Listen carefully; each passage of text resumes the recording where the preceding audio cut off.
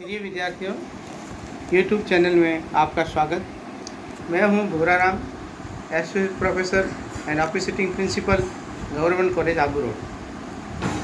Physics e content thermodynamics उष्मागतिकी की श्रृंखला में आज हम पढ़ेंगे ट्रांसपोर्ट फिनोमिना या ट्रांसपोर्ट फिनोमिना, जिसको हिंदी में कहते हैं अभिगमन घटनाएं। विद्यार्थियों, आपने श्यानता के बारे में छोटी कक्षा में पढ़ा है। आगे विसरण, उष्मा चालकता, इसके बारे में भी अध्ययन करेंगे।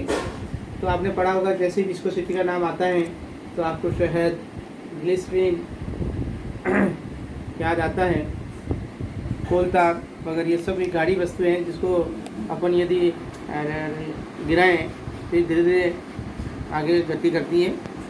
यानी इनकी तरल की विभिन्न परतों में वेग में भिन्नता होती है, उसमें वेग प्रवणता होती है और एक परत दूसरी परत की गति का विरोध करती है। एक परत का वेग दूसरी परत से भिन्न होता है, उसके आपेक्षिक वेग में भिन्नता के कारण ये श्यानता उत्पन्न होती है। तो श्यानता क्या होता है? तरल पदार्थों का एक गुण होता है जो उनकी विभिन्न परतों के बीच आपेक्षिक गतियों का विरोध करती है। तो अपन इस ट्रांसपोर्ट फिनोमिना के अंतर्गत इस श्यानता जो उत्पन्न होती है उसका कारण है कि इसमें संवेग का हस्तांतरण होता है, मोमेंटम का क्या होता है, ट्रांसपोर्टेशन होता है। कैसे? अपन ये जानते हैं कि उष्मा जो है वो उच्च ताप से निम्न ताप की ओर बहती है। वायु भी क्या करती है? उच्च ताप से निम्न दाब की ओर बहती है। इस प्रकार जो गैस या तरल के जो अणु हैं वो भी क्या करेंगे? उच्च वेग वाले स्थान से निम्न वेग वाले स्थान की ओर गति करते हैं, और ये तब तक गति करते हैं जब तक कि वो साम्य अवस्था में नहीं आ जाए। तो साम्य अवस्था किसी भी पदार्थ की या तरल की एक प्रसंभावित अवस्था होती है जिसमें वेग प्रवणता के समान होते हैं। ताप प्रवणता के समान होने पर वो अणु गति करना बंद कर देते हैं, वो साम्य अवस्था होती है। तो अपन ये कहेंगे कि इस तरल की विभिन्न परतों का वेग भिन्न भिन्न होता है। तो अधिक वेग वाली परत के अणु कम वेग वाली परत की ओर गति करते हैं, और कम परत वाली वेग वाली अणु की जो परत है उस पर अपना संवेग स्थानांतरित करते हैं, और संवेग स्थानांतरण के कारण, संवेग के अभिगमन के कारण श्यानता का उत्पन्न होता है, और वेग प्रवणता के कारण ये अणु क्या करते हैं? गति करते हैं। अब अपन ये कहेंगे कि अब अपन श्यानता का जो सूत्र निकालेंगे उसमें ये कहेंगे कि अपना एक्स वाई तल है, ये एक्स और ये वाई, या एक्स और वाई जो अपने क्षैतिज तल है, इस पर गैस एक्स दिशा में गति कर रही है, और जेड एक्स का है अपने ऊपर की ओर है। तो जैसे जैसे अपन तरल ऊपर की ओर जो होगा वहाँ की परतों का वेग क्या होगा? अधिक होगा। अब अपन ये कहते हैं कि जेड जो है वो है वर्ग माध्यम मुक्त पथ है, मीन फ्री पाथ है। इन दो क्रमागत टक्करों में अणु द्वारा तय की गई ये दूरी होती है। तो इस जेड से लैम्बडा कम दूरी पर, जेड माइनस लैम्बडा पर एक परत सी है, और जेड पे लैम्बडा दूरी पर एक परत ए है। यहाँ वेग क्या होगा? अधिकतम होगा। यदि वेग v है और वेग प्रवणता क्या है? dv बाई डी जेड है, तो यहाँ क्या होगा? वेग हो जाएगा v plus lambda dv by d Z, और यहाँ क्या होगा? v minus lambda dv by d Z. इस परत का वेग होगा। एक अणु का द्रव्यमान अपने m मान लिया है, और इस परत के गैसों के एकांक आयतन में जो अणु है वो है स्मॉल n है।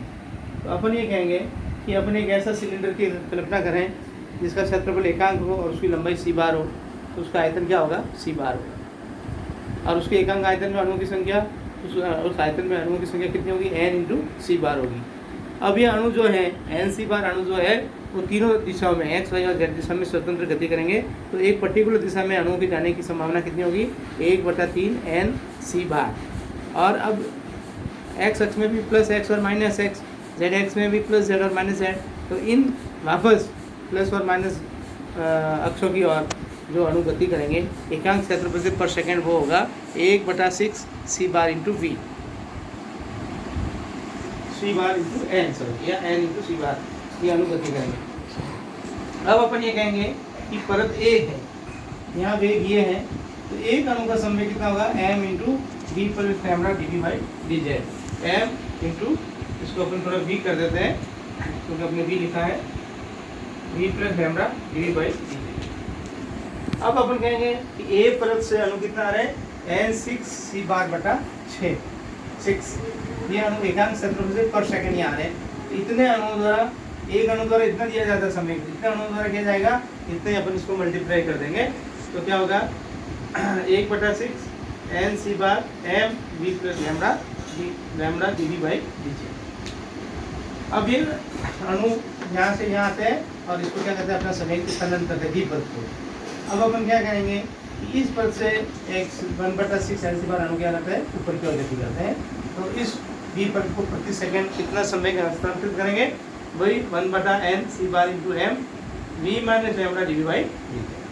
अब अपना प्लस z की दिशा में कुल कितना समय स्थानांतरित होगा पर सेकंड, तो अपन कहेंगे p2 माइनस p1, यानी ये z दिशा में ऊपर की ओर है, इसको अपन प्लस मानेंगे, इसको माइनस मानेंगे, तो p2 माइनस p1 बराबर 1/6 NC बार m, किताब में कॉमन आ गया। अब v minus lambda dv by z minus v minus lambda, तो v से भी कट जाएगा यहाँ से, और ये दोनों क्या हो जाएंगे डबल हो जाएंगे, -2 लैम्डा dv बाई dz, 2 से 6 कट जाएगा तो माइनस में रहेगा और ये 3 आगे आ जाएगा, तो -1/3 NC bar m lambda dv by dz, यानी ये प्रति सेकंड हस्तांतरित समय है। और अपन जानते हैं F बराबर क्या होता है dp बटा dt होता है, या delta t by delta t होता है। अब t बराबर 1 है, तो ये डेल्टा t किसके बराबर हो जाएगा आपके F के बराबर। तो ये अपना बल क्या होगा, श्यान बल होगा, विस्कस फोर्स होगा। और न्यूटन का विस्कस का नियम क्या है, सूत्र है F = -ηA dv by dz, यानी तरल की विभिन्न परतों का जो बल लगता है, श्यान बल लगता है, वो उनके संस्पर्शी क्षेत्रफल के समानुपाती होते हैं और उसकी वेग प्रवणता के समानुपाती होता है। तो इन दोनों को अपन मिलाते हैं, क्योंकि ये विभिन्न परतों के बीच में गति का विरोध करता है, इसलिए यहाँ माइनस चिन्ह आता है। तो नीटा into a dv by dz, यहाँ अपन परतों का क्षेत्रफल एकांक क्षेत्रफल माना, एक या एकांक क्षेत्रफल माना, तो F बराबर -ηA dv बाई dz। समीकरण 3 और 4 की तुलना से नीटा बराबर क्या होगा 1/3 m NC बार मीटर। m इंटू n क्या होगा, n अणु की संख्या है, एकांक आयतन में अणु की संख्या मानी m उसका द्रव्यमान है, तो ये अपना उसका घनत्व होगा, एकांक आयतन में अणु है, इसलिए इसकी गैस के एकांक आयतन का घनत्व हो गया, इसको अपन रो से रिप्रेजेंट करेंगे। और नीटा बराबर 1/3 रो c बार इंटू लैम्डा, ये अपने श्यानता का गुणांक का सूत्र है। लैम्डा क्या है, वर्ग माध्यम मूलमान, c बार क्या है अपना माध्य वेग है अणु का, रो उसका घनत्व है।